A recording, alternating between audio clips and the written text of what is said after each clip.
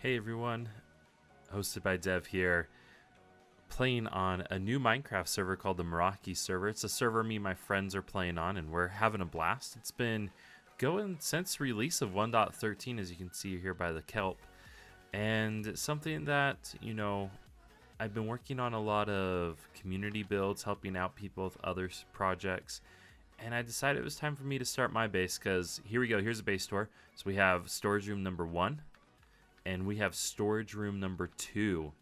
And I guess the second part of my tour is in here I have an enchanting table and an anvil set up, and here are the furnaces I currently use. So yeah, that's my base tour and something I want to change. So today I think what we're going to be working on is, I've already dug out the hole. You can see over here I've already started working on digging out a hole over here for a kelp slash chicken farm. So I think we're just going to get started into that, and I'll probably do like a time lapse of me digging out this hole. See you guys in a minute.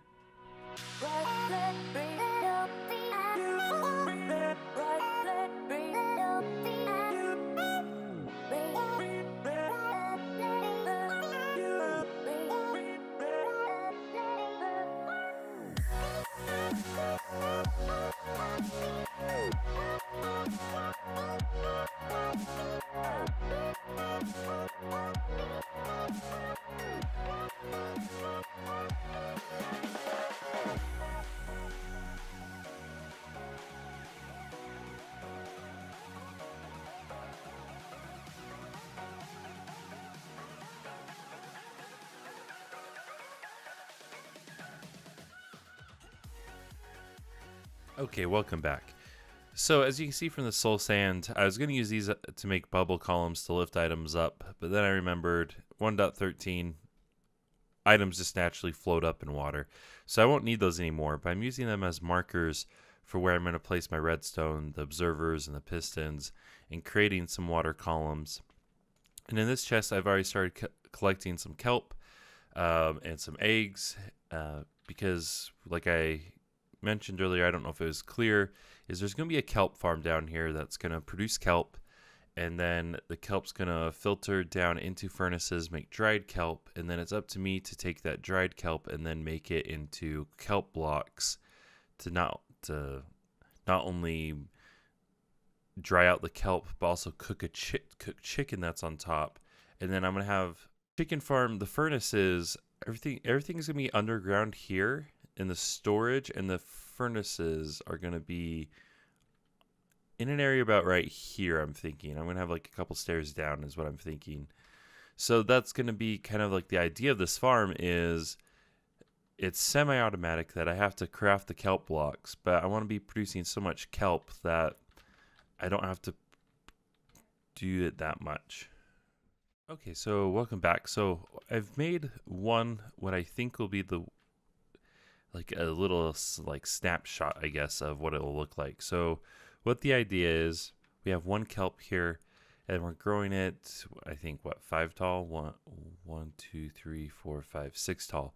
And once it gets that 6 tall spot, the piston pops out, breaks it from here, and the rest float up, and everything breaks because they break like vines do in reverse.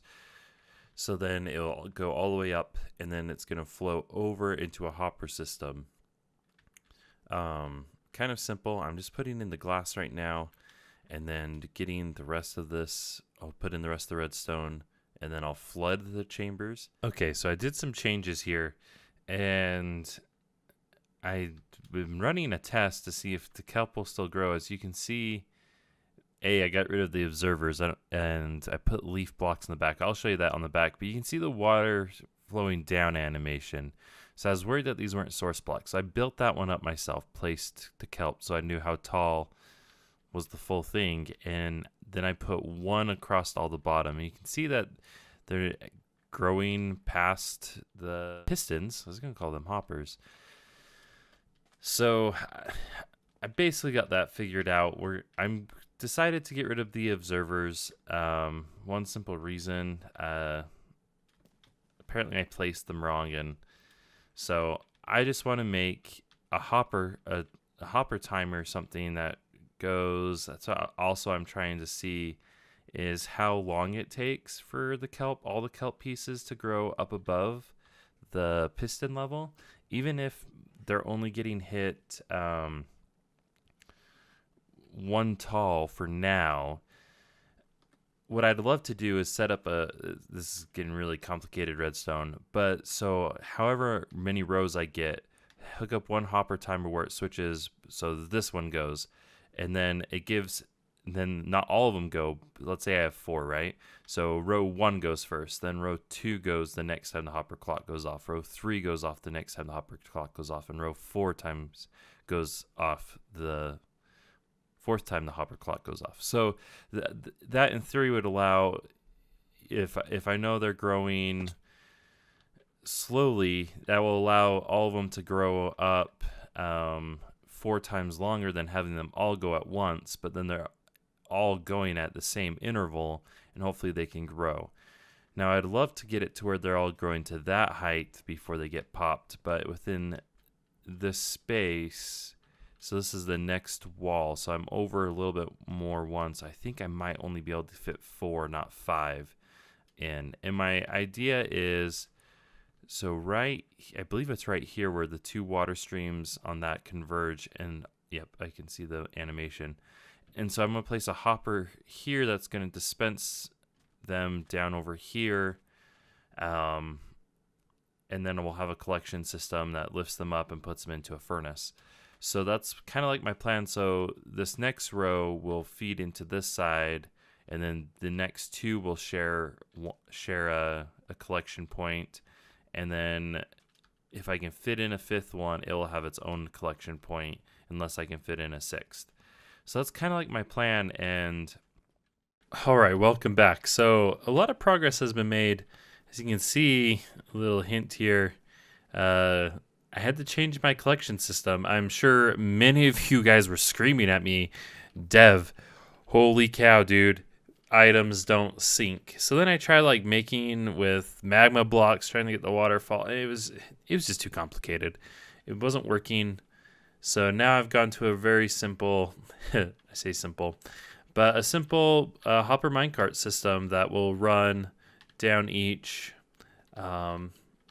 collect the items off some leaves, come up and drop them off. Now you see I do have quite a bit of storage here. Like I said, once I get this clock running, I'm going to let this run until I get everything set up, until the house is done, until everything is ready.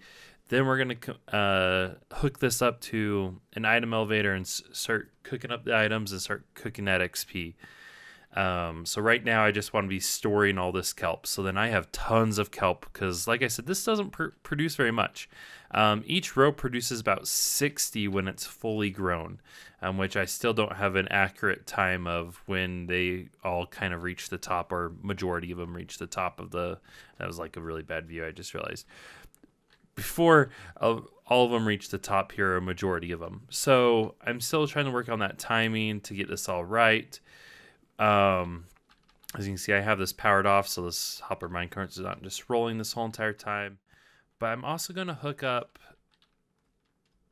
this block. I'm going to get rid of the switch here, and I'm going to make hook it up so the hopper clock that determines when one of these fires will also send out the minecart and be smart enough to say, okay, if it's one of these two, sure, keep this corner, and I'm going to power that block. So then if it's one of these two sides that's being powered by the clock, then boom, it switches over and these guys are activated. That's the plan right now. That's what I'm working on. I just barely finished this hopper minecart collection system and powered it off and jumped into recording. Okay, welcome back. So what I've done, last time I left, we were trying to figure out how to make the rail system to go. I was talking about how I want it to go down this one when one of these two were activated, or go down this one when one of these two are activated. Well, to simplify the redstone, I was trying to do all that, and it just got really, really complicated.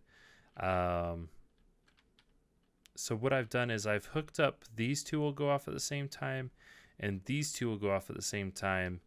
And then I just got done trying to figure out how to make it so the minecart would only go when activated, but unfortunately I couldn't figure it out, so I'm just gonna have the minecart running constantly.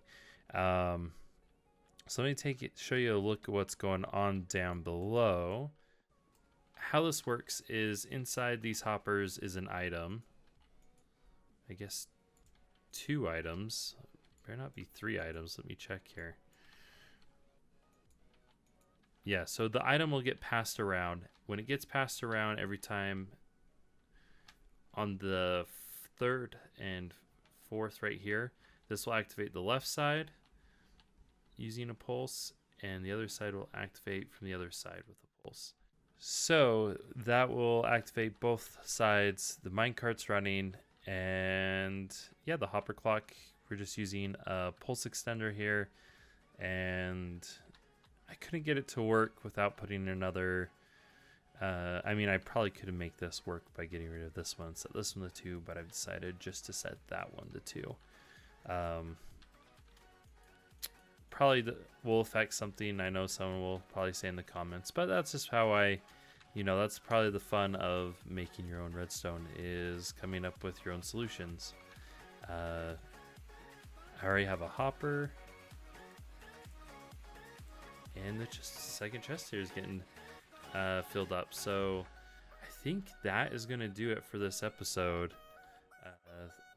Thanks for checking out this episode, and don't forget to go down to the bottom right there and click the subscribe button, or go here on the left and go see what YouTube thinks you should watch next. But thanks again, and this is Dev out.